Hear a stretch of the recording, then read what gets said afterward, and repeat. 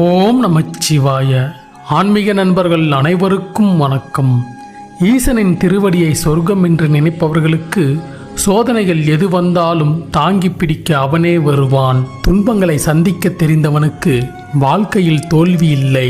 நிம்மதியாக இரு, அனைத்தும் சரியான நேரத்தில் உன்னை வந்து சேரும். உனக்கு இனி ஒவ்வொன்றாக நல்லது நடக்கத் தொடங்கும். ஆறுதல் சொல்ல இங்கு ஆள் இல்லை, ஆனால் குறை சொல்ல நிறைய பேர் இருக்கின்றார்கள். உண்மையாக இருப்பது நீ ஒருவர்தான் மட்டும் இறைவா. நினைத்தது எதுவும் நடக்கவில்லை என்று வருத்தம் கொள்ளாதே. அது நல்லது என்றால் காலம் நேரம் வந்துவிட்டால் கட்டாயம் நடக்கும். எத்தனை முறை நீ ஏமாற்றப்பட்டாலும் ஒருபோதும் அடுத்தவரை ஏமாற்ற கற்றுக்கொள்ளாதே. அவரவர் பலன் அவரவர் அனுபவிப்பார். நேர்மைக்கு என்றுமே மரணம் இல்லை. ஆற்றில் வெள்ளம் வந்து சென்றால்தான் ஆறு சுத்தமாகும். அதுபோல உன் வாழ்க்கையில் துன்பங்களை கடந்து சென்ற பிறகுதான் மனது தெளிவாகும். தனியே நின்ற போதிலும் தன்னம்பிக்கையோடு நிற்க கற்றுக் கொடுத்தவர் என் அப்பன். கோவிலுக்கு வந்து உன் திருமுகத்தை பார்த்தால் போதும் அப்பா, மனதிற்குள் ஒரு ஆனந்தமும் மன நிம்மதியும் கிடைக்குதப்பா. 1000 கடவுள்கள் இருந்தாலும் என் கடவுள் நீதான் இறைவா. இந்த உலகத்திலேயே வாழமாட்டேன் என்று சொன்னவர்களை வரலாறே பேசும் அளவிற்கு உயர்த்திய ஓரிடம் அண்ணாமலையார் திருக்கோவில்.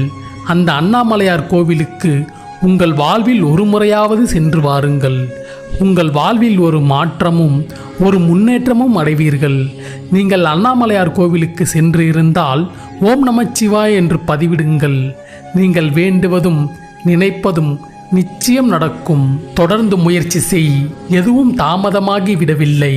இந்த நொடி ஆரம்பித்தால் கூட இன்னும் எவ்வளவோ உயரங்களுக்கு போய்விட முடியும். வாழ்க்கையில் கற்றுக்கொள்ள வேண்டிய முக்கியமான ஒன்று, உனக்கான நேரம் வரும் வரை பிறர் தரும் வழியை பொறுத்து கொள்வது. செய்வதை துணிந்து செய். அடுத்தவன் உனக்காக உன் வாழ்க்கையை வாழப்போவது இல்லை. உனக்கு கஷ்டம் வரும்போது அடுத்தவன் வந்து உதவப்போவதும் இல்லை. பிறகு ஏன் அடுத்தவன் என்ன நினைப்பான் என்று யோசிக்கின்றாய்? சர்க்கரையை விரும்பி சாப்பிட்டாலும் சரி, வெறுப்புடன் சாப்பிட்டாலும் சரி, அது இனிக்கத்தான் செய்யும். அதுபோல் கடவுளை விரும்பி போற்றினாலும் சரி அல்லது வெறுத்து ஒதுக்கினாலும் சரி, அவர் உன்னை கைவிடுவதே இல்லை. சில வேளையில் துன்பம் வரலாம், அது நிரந்தரமாகாது. எல்லாம் நன்மைக்கே என்று நம்புங்கள். நம்பிக்கை வையுங்கள் ஈசன் மீது.